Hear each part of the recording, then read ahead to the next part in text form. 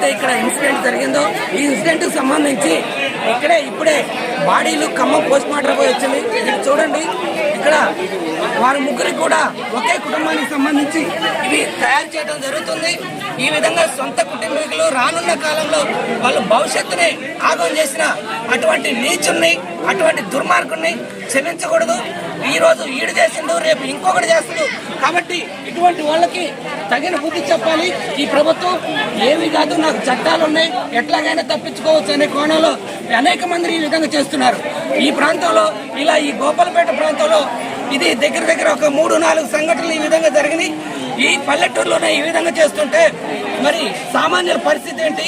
సొంత కుటుంబీకులను ఇలా చంపేస్తుంటే వాళ్ళ యొక్క పరిస్థితి ఏంటని చెప్పేసి ఇక్కడ స్థానిక గ్రామస్తుల వారి యొక్క ఆవేదన వ్యక్తం చేస్తున్నారు.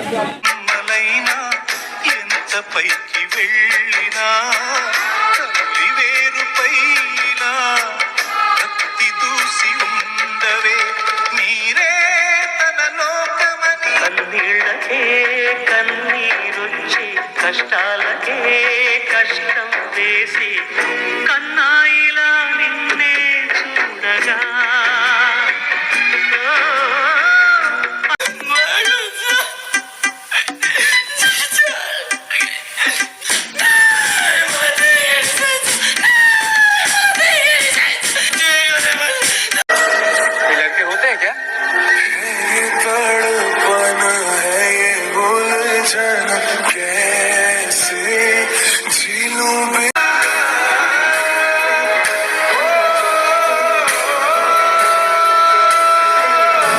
కౌశిక్ వరం పుణ్యమైన ఝాన్సీ నేర్జన్ చంపినోన్ని వదలకూడదు, చంపేయాలి.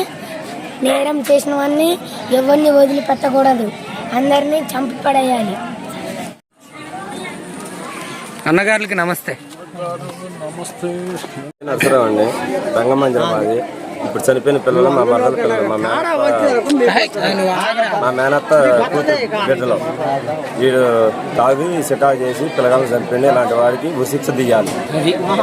గ్రామం మొత్తం, గ్రామస్తులు మొత్తం ఇది నిర్ణయం చెప్తున్నారు. సమాజంలో మానవత్వానికి విలువలు లేకుండా పోతున్నాయి.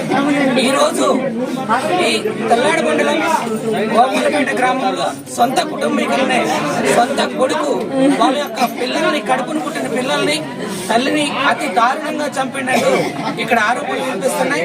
వాళ్ళు ఇప్పుడు తెల్లాడ పోలీస్ స్టేషన్ లో వాళ్ళు లొంగిపోయినట్టుగా సమాచారం.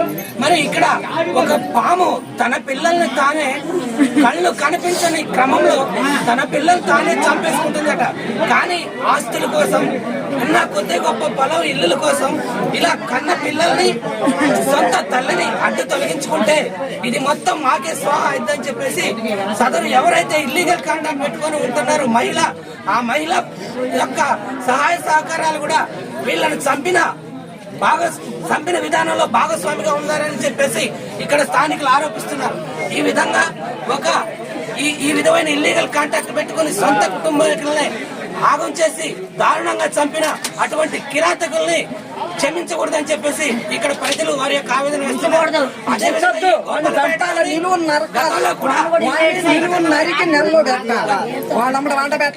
గోపాలపేటలోని గతంలో కూడా ఇలాంటి సంఘటనలే చోటు చేసుకున్నాయి. ఇది ఒక అలవాటుగా మారిపోయింది. చంపితే ఏమైతేలే, మాకెవరు అడ్డులే, వీళ్ళ జీవితానికి పూర్తిగా మచ్చ తెచ్చుకొని రానున్న కాలంలో ఈ సమాజంలో తిరిగే అవకాశాన్ని కూడా, సమాజంలో తిరిగే విధానాన్ని కూడా కోల్పోతారని చెప్పేసి క్షణికావేశంలో ఇటువంటి తొందరపాటు నిర్ణయాలు తీసుకుని పిల్లల నిండు జీవితాన్ని ఆగం చేసిన అటువంటి దుర్మార్గులకి తగిన శిక్ష వేయాలంటూ ఇక్కడ ప్రజలు వారి యొక్క ఆవేదన వ్యక్తం చేస్తున్నారు. కెమెరామెన్ సుదీప్ తో ఎస్ న్యూస్ శ్రీనివాస్, తెల్లాడి మండలం, ఖమ్మం జిల్లా, గోపాలపేట. ఎవరు ఆడపిల్లలు కాస్తున్నావు, వీళ్ళు చల్లజుడు బాట వీళ్ళ జడుకు సంపట పిల్లగాలని అలాంటి ఉరి తీయాలండి. యాప చెట్టుకు ఉరి తీయాలి. అయితే అదే టేస్ట్ ముందు ఉరి తీస్తే మగోడు అనుకుంటా అదే ఉరి తీయాలి. అలా చూడాలి.